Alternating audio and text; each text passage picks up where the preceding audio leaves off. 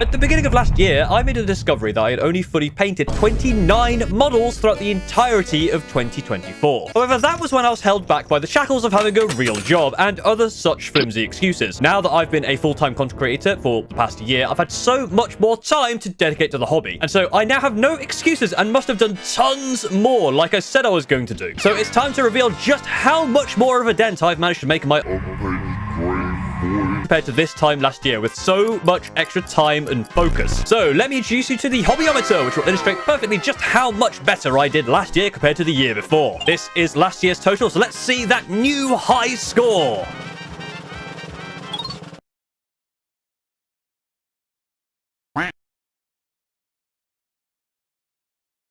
Yes, despite being more involved in the hobby than ever before, I barely managed to actually paint much more than I did previously, and 37 out of those 38 models I did paint were all because I wanted to use them in a tournament list. The only model that I didn't paint for my journey down the rabbit hole of 18 Centurions is my AdMech Leggy Boy, who still stands diligently in the corner of my room looking down at me, adding more plastic to my pile of shame. More projects that will be cool and I'll totally get round to at some point. I could make a bunch of excuses as to why I painted so little like I did last year.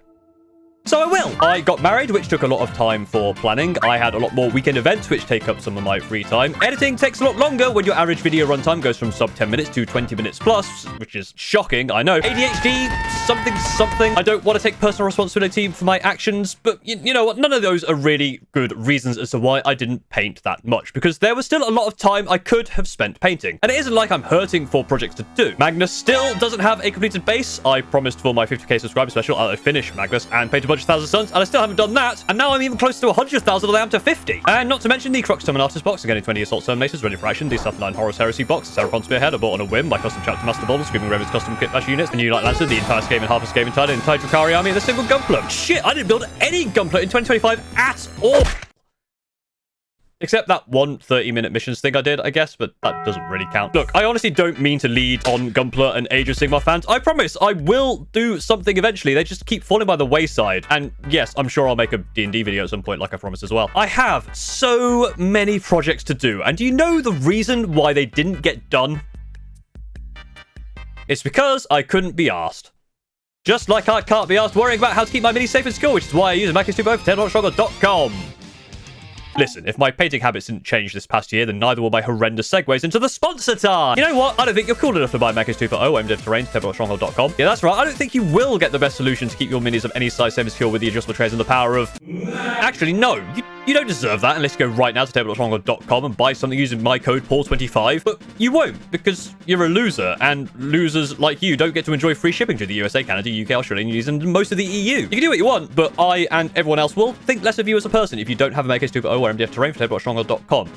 Okay, so what is the plan to help me with getting through my grey plastic hordes this year? Last year, I tried bringing back the wheel, and whilst I did actually complete 9 out of the 15 models I put on there, I didn't use the wheel in the end. I just had to get them done for an event, so I just did them normally. So I'm going to have to come up with a different technique. So this year, instead, I'm going to do absolutely nothing.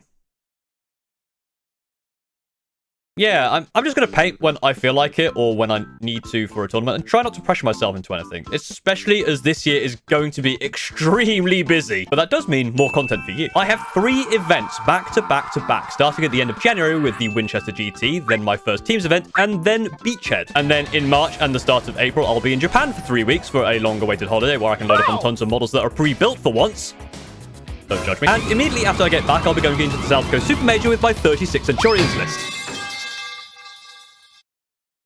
Assuming that there aren't any more nerfs coming, because after the last date slate, that 36 Centurion list is still viable, but barely. Speaking of, that also means I need to paint and build 18 Centurions between now and March, so I'll need to find some time to get that done. Likely I'll do this on stream, so you can have something chill to put on in the background while you procrastinate on your hobbies. If I've not been lazy, you should have seen some of these streams pop up already this week, and now that I've written that into the script and recorded this voice line, I'll have to make sure that happens, so if this video starts to seem rushed at the end, it's because I overcommitted my time. Thank you, past Paul.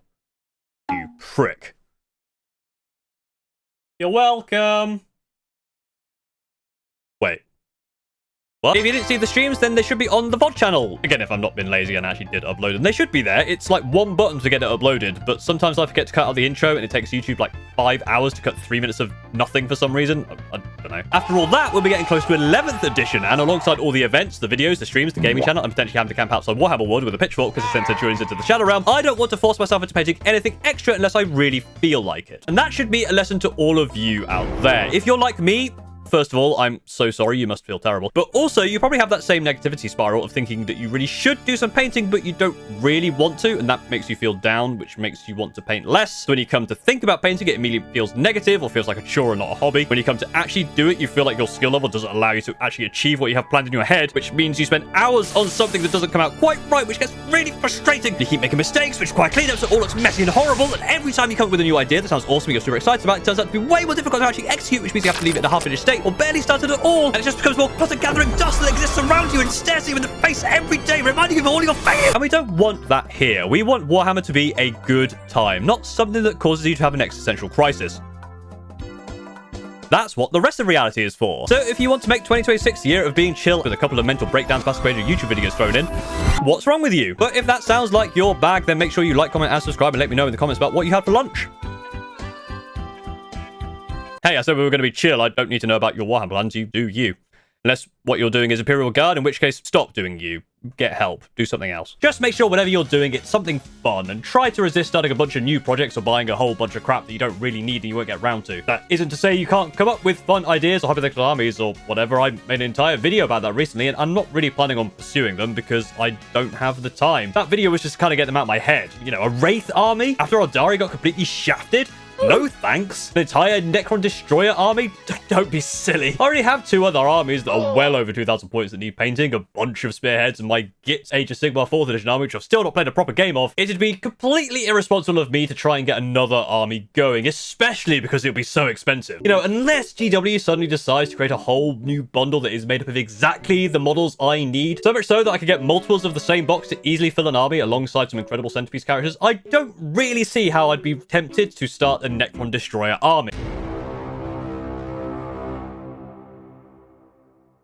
Oh, hey, cool, that new Nightbringer model that accidentally got leaked is being released. That is a really cool model, but I really don't need...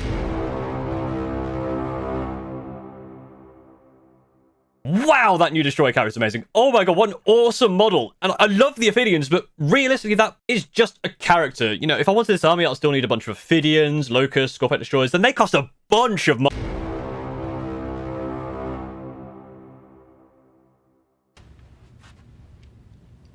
No, God! No, God, please, no! No! No! No! Thank you very much for watching. If you enjoyed this, go ahead and like and subscribe, all the good usual stuff. And if you want to help support the channel further, you become a member or patron of all of these lovely people. Supporting the channel financially through that, or super chats, or buying my merch helps me continue to make these videos without going completely insane. Or if you do want to see me fall off the precipice of sanity, do all of those same things anyway, because like all YouTubers, my mental health is for sale for the right price.